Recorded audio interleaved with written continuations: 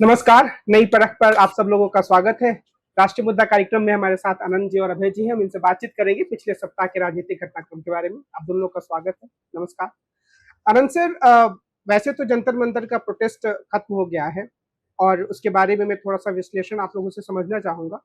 लेकिन क्या राजनीतिक स्तर पर नरेंद्र मोदी की सरकार खतरे से निकल गई है? क्योंकि आज राहुल गांधी ने एक चिट्ठी जारी की और उसे उन्होंने अपने सोशल मीडिया अकाउंट्स पर भी लगाया, जिसमें उन्होंने अमित शाह से ये जवाबदेही तय करने की मांग की है कि आखिर किसके आदेश पर लाठीचार्ज हुआ था और पैलेट गन्स हुआ था। क्या आप यह मानते हैं कि अगला नंबर अमित शाह का हो सकता है? मैं 2-3 चीज़ें डॉक्टर कमल, मैं जिस तरह से देख रहा हूँ, आपने ठीक बात कही। अ, पटाक्षेप हो गया वहाँ का, लेकिन जहाँ तक जंतर-मंतर की बात है, वहाँ से तो लोग हट गए। अ, उस पे जैसा आपने कहा कि उस पे बाद में इसके बाद बात करेंगे, लेकिन अमित शाह की अगर बात कर लें, ये पूरा जो था, आज तक देश में क्या होता था, हम लोग भी कई बार इस तरह से व्यक्तिगत बातचीत में लगता था और इस तरह का एक इंप्रेशन भी था कि मोदी जी को अब राजकाज से मतलब नहीं रह गया है। सारा डिसीजन, सारा वो पीएमओ के बजाय अमित शाह के यहाँ शिफ्ट हो गया और Amit Shah he is the person who is calling the shot. वही सारे निर्णय ले रहे हैं, देश वही चला रहे हैं। मोदी जी अपना सैर सपाटे में मस्त हैं। इस बार अगर आप देखिए तो बिल्कुल क्लियर था कि सारी चीजें का सारे सूत्र मोदी जी के हाथ में थे। एक भी सूत्र ऐसा नहीं था जो अमित शाह के यहाँ से कहीं से भी हो रहा। जब ये नेगोशिएशन हो रहा था तो उसमें जितेंद्र सिंह और नड्डा कर रहे थे। जितेंद्र सिंह जो डायरेक्टली मोदी के साथ काम करते हैं, जिनको मोदी इसमें कोई चांस नहीं ले रहे थे। और जब जब क्राइसिस मैनेजमेंट की इस तरह की आई थी, तो शायद मोदी जी को ये साफ था कि अमित शाह वो व्यक्ति नहीं जो उनको इस क्राइसिस से निकाल पाए। ये तो बिल्कुल तय था, क्योंकि मोदी जी को ये भी समझ में आ गया था कि अमित शाह को जो जैसे घोड़ा नहीं होता है चेस में, वो ढाई चाल चलता है, उसको सीधे चलना आता नहीं है। Amit Shah is not the person जो नेगोशिएट कर पाए। और ये हमने पास्ट में भी देखा है कि जब भी जरूरत पड़ी है तो राजनाथ सिंह को आगे किया गया है, निर्मला सीतारमन को आगे किया गया है और लोगों को आगे किया गया है। अमित शाह उनके क्राइसिस क्राइसिस करने वाले, गुंडागर्दी करने वाले, डराने वाले, धमकाने वाले, बेईमानी करने वाले, चोरी करने वाले हैं, लेकिन उनके प्रॉब्लम को सॉल्व करने वाले व्यक्ति नहीं। तो एक तो मैं यहाँ इसमें बिल्कुल स्पष्ट हो गया। अब जो बात राहुल गांधी ने कही है, आप राहुल गांधी का अगर लेटर पढ़िए, बहुत ही ब्रीफ है, उसमें कोई उसकी कोई बॉडी नहीं है, उसमें केवल तथ्य है। और उन्होंने डायरेक्टली क्वेश्चन किया है, उन्होंने माय डियर और ये सब की भी भूमिका नहीं कही। उनको बिल्कुल क्लियर है कि ये सब भूमिका उनका नहीं है, माय डियर ईयर कुछ नहीं। बस मतलब ये साफ साफ है कि अमित शाह साहब 2-3 चीजें पूछी हैं ये, और ये स्पष्ट बात है, पैलेट गन किसने चलाई और कैसे चली। क्योंकि पैलेट गन का मैं कार्यक्रम देख रहा था। ये जो जो सरकार के चाटुकार जो कुछ अधिकारी हैं, जिनको अभी भी लगता है कि उनको कुछ मिल जाएगा, जिनको अभी भी लगता है कि वो जीप दांते निपोरे रहते हैं, जो पहले इधर थे अब पूरी तरह से उधर। पूर्व आईपीएस अधिकारी हैं, वो बता रहे थे वेबले स्कॉट और फलाना स्कॉट और ये तो कट्टा खरीद के लोग, वो ये थ्योरी बता रहे थे कि लोगों ने कट्टे से, जो जेंजी थे उसने दो गोली चलाई और वो लगी। वहां वहां 500 से ज्यादा सीसीटीवी कैमरे हैं उस इलाके में। निकालिए सब और करिए सुपुर्द। और दूध का दूध, पानी का पानी। राम मंदिर की तरह अब आपके पास ये नहीं कह सकते हैं कि वो तो हमने सीसीटीवी कैमरे की फुटेज ही नहीं। तो एक तो यह है कि पैलेट गन किसने चलाई। दूसरा यह है कि वो जो एक बहुत पहले वेद प्रकाश शर्मा की किताब थी, निरहुआ ने फिर पिक्चर बनाई थी, वर्दी वाला गुंडा। ये वर्दी वाला गुंडा नहीं, ये बिना वर्दी वाले गुंडे कौन थे? आरएसएस के शाखा इंचार्ज थे, बीजेपी के पेड लोग थे, गुंडे गुजरात के बुलाए गए थे। ये कौन लोग थे? इनको आइडेंटिफाई कीजिए। अगर आपका फेस रिकॉग्निशन सिस्टम 2,500 लोगों को आइडेंटिफाई कर सकता है कि 2,500 लोग ऐसे हैं जिनके ऊपर कोई क्रिमिनल केस चल रहा है, तो वो भी आप तुरंत दीजिए। और वो आप ना दीजिए तो सारे बच्चे निकाल के दे देंगे। वो जो एक हनी कौन है, वो जो एक जाट है, गाजियाबाद में कुछ चलाता है, मतलब मैंने भी उसको लगाया था। 5 मिनट के अंदर पता लग गया कि उसका फोन नंबर के साथ सारी पत्रा निकल आई कि वो कौन गुंडा था। तो ये 2 चीजें बिल्कुल कही हैं, और अमित शाह अब इससे भाग नहीं सकते। ये जो जो नैरेटिव एक सेट करने की कोशिश की गई ना कि पाकिस्तान से था और ये था, जो जो जो जो जिस तरह की आदत है बीजेपी की, वो नहीं हुआ। अमित शाह को अब ये जवाब देना पड़ेगा। अमित शाह जो बांह चढ़ा चढ़ा के ये सब करते हैं, वो नहीं है। He has to answer. Delhi police directly Amit Shah के अंडर है, और इस पे हम और अभय जी ने बहुत कई बार हम लोग इस पे बात कर चुके हैं कि दिल्ली पुलिस के पूरी तरह से जवाबदेही केवल और केवल अमित शाह के है। पुलिस वाले के ऊपर बेवजह हम लोगों को नहीं, अमित शाह ने जैसा कहा वैसा पुलिस ने किया, और अमित शाह की जिम्मेदारी प्योरली वहां होती है। राहुल गांधी ने उसको एक फॉर्मलाइज कर दिया है, और उस लेटर के बाद अब सारे लोग, और एक चीज और मैं बता दूं अबे भाई, मुझे ऐसा लगता है ये जो छात्र है ना, जो जेनजी जिनको बोला जा रहा है, ये एक चीज एक चीज अच्छी हो गई है, उनको अपनी ताकत का एहसास हो गया, उनको हो गया कि नहीं नहीं, इस देश को अगर चलाना है तो उनको उनको प्रश्न पूछने होंगे। हमको और आपको लोग बताते हैं ना, आयोग बना दीजिए, वो कर दीजिए, आयोग 6 महीना चलेगा, फिर आयोग बढ़ेगा, आयोग 18 साल तक कोई काम नहीं करेगा। इस जेनजी के पास है आयोग, आयोग का काम नहीं है। जवाब दो, हम बैठे हैं, जवाब दो, और जवाबदेही फिक्स करो। जवाबदेही फिक्स हुई है, वो कुछ कहते रहे। अमित शाह साहब को भी अब ये जवाब देना पड़ेगा, और मेरे हिसाब से जो एक एक बड़ी बात हुई है कि इस समय पहली बार सरकारी नहीं, जो उनके सबसे बड़े वो हैं अमित शाह, और अमित शाह जब उनके ऊपर पड़ेगी तो शायद थोड़ी राहत जो बाकी गुंडागर्दी में लगाते हैं, तोड़ने फोड़ने, डराने धमकाने, उसकी जगह थोड़ा इसमें भी उनका ध्यान होगा। एक चीज और मैं अभी भाई देख लीजिएगा, जो इनके जितने माहिर लोग हैं, हिमंता बिश्व शर्मा जो धारा प्रवाह गाली देते हैं, ये सारे, राजनाथ सिंह जो आके सबको बताते हैं, क्या सबके मुंह पे सिट्टी पिट्टी गुम है, मतलब सांस खींच के बैठे हैं कि भैया कहीं से सांस की आवाज भी आ गई तो मालूम नहीं इस समय जेनजी का रुख किधर मुड़ जाए। जेनजी जागरूक हो गया है, और भारत के लोकतंत्र एक बार फिर से, शायद उसने ये ठीक से कहा है ना, वो होता है कि हमारा लोकतंत्र जीवित है, वाइब्रेंट है, और कोई भी इस तरह की बात होती है, समय थोड़ा भले ही लगा है, 12 साल लग गए समझते समझते यहाँ पहुंचते पहुंचते, लेकिन अब शायद इतना समय नहीं लगेगा इन इन इन इस तरह के कारनामों पे पर्दा डालने का। डॉक्टर कमल। अब सर, जैसे राहुल गांधी ने सवाल किया है कि आखिर आदेश किसने दिया, और चूंकि जैसे आनंद सर ने बोला और सब लोग जानते भी हैं कि दिल्ली पुलिस तो गृह मंत्रालय के अधीन आती है, तो ये पूरी जिम्मेदारी तो अमित शाह के दरवाजे पर ही जाकर टिकती है, खासतौर पर इसलिए भी कि बहुत सारे लोग सिविल ड्रेस में दिखे थे और बहुत बेरहमी से छात्र छात्राओं को पीट रहे थे। तो इस संदर्भ में जो अमित शाह की भूमिका है, जो पहले उनकी एक समझ थी उनके बारे में कि एक इफिशियंट प्रशासक हैं, वो काफी नीचे जाती हुई दिखती है। तो क्या हम ये कह सकते हैं कि जो अमित शाह का काम है उसके बारे में भी कम से कम लोकसभा में चर्चा हो और अमित शाह इसका जवाब दें कि उन्होंने आखिर ये जो आदेश दिया वो क्यों दिया? देखिए, राहुल गांधी तो जब पीएमओ के सामने धरना देने गए थे, उसी वक्त उन्होंने, उस वक्त अंग्रेजी में वो बोल रहे थे, उसी वक्त उन्होंने ये बात कही थी।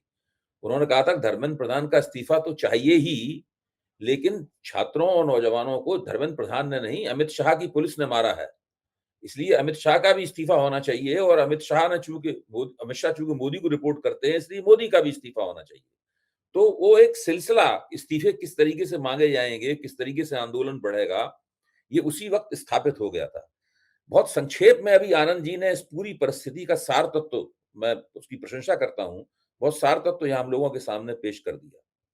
ये भी पेश कर दिया कि इस आंदोलन को रणनीतिक रूप से नरेंद्र मोदी स्वयं डील कर रहे थे, वो अमित शाह के जरिए नहीं कर रहे थे। इसका मतलब है कि अमित शाह जो मारपीट और हिंसा वाला पहलू था, उस पहलू की जिम्मेदारी उठा रहे थे, और राजनीतिक रूप से इस आंदोलन से कैसे निपटा जाएगा, इसकी जिम्मेदारी नरेंद्र मोदी उठा रहे थे। इसीलिए रात में 11 बजे 1 बजे ट्वीट करना, वीडियो जारी करना, हालांकि वो सब कोई काम नहीं आया, वो सब उन्होंने किया। ये भारतीय जनता पार्टी, राष्ट्रीय स्वयंसेवक संघ की संयुक्त नाकामी है, और छोटी मोटी नाकामी नहीं है, ये बहुत बड़ी नाकामी है। ये भारत सरकार के जो आईबी और सीआईबी और तमाम सारे तंत्र हैं, जो सूचनाएं इकट्ठा करते हैं, जिन सूचनाओं को तकनीकी भाषा में हम इंटेलिजेंस कहते हैं, इंटेलिजेंस इकट्ठा करते हैं, ये उनकी बहुत बड़ी नाकामी है। देखिए, भास्कर में सिलसिलेवार एक रिपोर्ट प्रकाशित हुई, एक महिला पत्रकार है, मुझे उनका नाम याद नहीं आ रहा, उन्होंने बड़ी ग्राफिक डिस्क्रिप्शन किया, एक ग्राफिक वर्णन किया उन्होंने कि किस तरीके से सरकार के अंदर नीतियां बनी, मतलब रणनीति बनाई गई, कैसे लोग बैठे, एक एक करके मंत्री किस तरह जमा हुए, और वो सब लोग इस बात को लेके भौचक्के थे कि इतने लोग कैसे आ गए। ये तो बहुत बड़ी नाकामी है। इसके लिए आईबी, सीबीआई इन सबसे जवाब तलब होनी चाहिए। इनका इनपुट क्यों नहीं मिल रहा है? अच्छा, देखिए, इंदिरा गांधी भी इमरजेंसी के बाद में उन्होंने बहुत आईबी और सीबीआई के इनपुट के कारण ही चुनाव करा दिया था। उन्होंने कहा नहीं आप जीत जाएंगी, उन्होंने चुनाव करा दिया, वो हार गई। उल्टा हुआ बिल्कुल उसका, है? तो जो सरकारें दमनकारी सरकारें होती हैं, उनका जनता से संपर्क टूट जाता है, वो अपने कार्यकर्ताओं के जरिए इनपुट नहीं लेती और वो सरकारी संस्थाओं पर निर्भर करती हैं। भारत की जासूसी संस्थाएं हमेशा से अकर्मण्य रही हैं। अभी से नहीं कह रहा हूं मैं, इंदिरा गांधी के जमाने में भी अकर्मण्य थी, तब भी वो अपने मालिक की सेवा नहीं कर पाई। इनके जमाने में भी अकर्मण्य है, तब भी वो मालिक की सेवा नहीं कर पाई।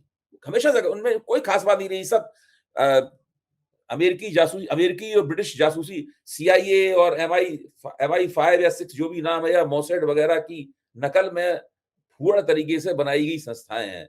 मैं दिल्ली में 6 वर्ष तक एक ऐसी कॉलोनी में रहता रहा हूं जहां पे ज्यादातर मकान रिसर्च एंड एनालिसिस विंग और आईबी के इंटेलिजेंस ऑफिसर्स को अलॉट किए गए थे। वो अपने परिवारों के साथ रहते थे, बाल बच्चे पढ़ा रहे थे, सरकारी नौकरी कर रहे थे। उनमें कोई जेम्स बॉन्ड वाला जासूसी वाला आइडिया नहीं था उनके पास, न वैसे ही उनके व्यक्तित्व थे। तो मेरी उनमें बहुत से लोगों से बातचीत होती थी। कुछ लोग उसमें कला कविता प्रेमी भी थे, साहित्य प्रेमी भी थे। मतलब जो है, ये मैं 80 के दशक की बात बता रहा हूं। तो मैं आपको बताऊं, उन लोगों को सोच के मुझे हैरत होती थी, क्या ये लोग इस देश के खुफिया तंत्र के महत्वपूर्ण हिस्से हैं? इंटेलिजेंस ऑफिसर एक बहुत महत्वपूर्ण पोस्ट होती है, वो पूरी डेस्क संभालता है।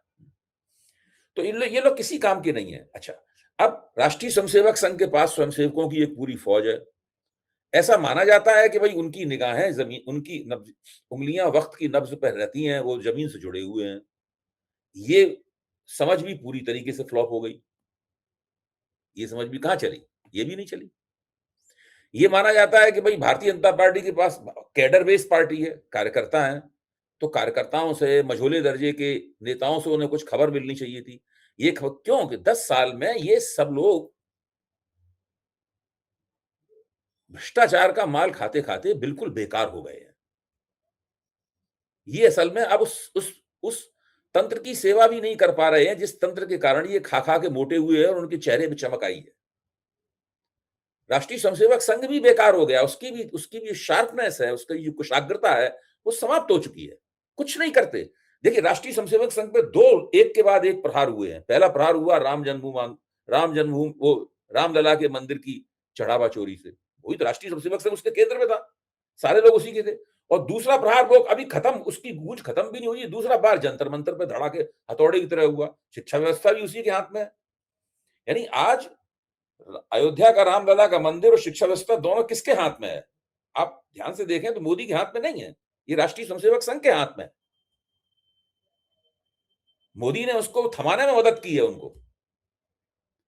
और दोनों ही चोटें जो हैं वो राष्ट्रीय स्वयंसेवक संघ की प्रतिष्ठा, साख वगैरह पे होती हुई दिखाई पड़ती है।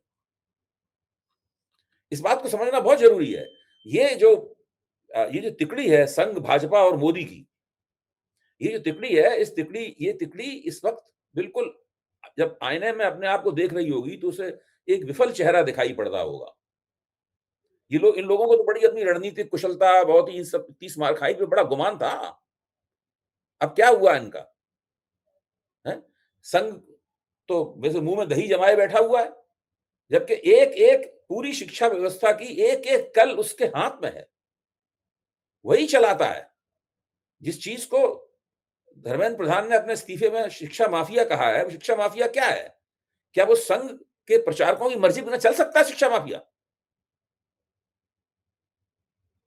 आप आनंद जी, आप बताइएगा कि क्या क्या शिक्षा माफिया संघ के अलावा भी कुछ है? संघ का ही एक हिस्सा है वो शिक्षा माफिया। और उसके जरिए ये लोग, अच्छा, हम लोग कभी इस बात पे नहीं सोचते हैं कि पर्चा लीक से जिन लोगों को नुकसान हुआ वो तो चलिए जंतर मंतर पर पहुंच गए लड़ने के लिए, पहुंचना ही चाहिए था, लेकिन जिनको फायदा हुआ वो कहां है? उससे केवल नुकसान ही थोड़ा हुआ, कुछ लोगों को फायदा भी हुआ। जितने बड़े पैमाने पर लोगों को नुकसान हुआ, उतने ही बड़े पैमाने पर कुछ अयोग्य और घटिया किस्म के, जलील किस्म के लोगों को फायदा हुआ। वो लोग कौन है? उसका पता कौन लगाएगा? कोई नहीं लगा सकता, क्योंकि वो यही लोग हैं। इन्हीं की पर्चियों से, इन्हीं के लिए पेपर लीक कराए गए, इन्हीं के लिए सब कुछ हुआ। ये धीरे-धीरे करके इन तमाम पहलुओं पर हम सब लोगों की निगाह जाएगी। बहुत सी बातें हैं जो हम लोग आंदोलन के आवेग में एक साथ सब चीज़ों को नहीं देख पाते, नहीं समझ पाते जो है, हैं? नुकसान हुआ वो तो छात्र युवा दिखाई पड़ रहे हैं, हम उनके साथ खड़े हुए हैं, उनको असाधारण सफलता प्राप्त हुई है। लेकिन फ़ायदा हुआ वो लोग घर में बैठे हुए हैं। हो सकता है कि जो मारपीट करने वाले चेहरे हैं उन्हीं के परिवारों के वो हों। ये भी तो है ना, उन्हीं के परिवारों के हों। तो ये एक बड़ी भारी बात है, जो मैं जो आनंद जी ने कहा है उसमें सारी बात अपने एक फुटनोट के तौर पे जोड़ रहा हूँ। आनंद जी ने मूल बात कह दी है, उसके फुटनोट के तौर पे इसको देखा जाए, है कि नहीं? और राहुल गांधी अगर आगे बढ़कर इस आंदोलन को आगे बढ़ाने के लिए और ज़्यादा चलाने के लिए कोई रणनीति बनाते हैं, कोई अ, योजना बनाते हैं, तो वो सब हम लोगों के लिए देखने वाली बात होगी। कल संसद में वो कानून का विधेयक लाया जाएगा। उस विधेयक पे होने वाली चर्चा शायद इस देश के नौजवान सबसे ज़्यादा बड़ी संख्या में सुनेंगे। सब उत्सुकता से कान लगा के सुनेंगे कौन क्या बोलता है। वो एक सुनहरा मौका है।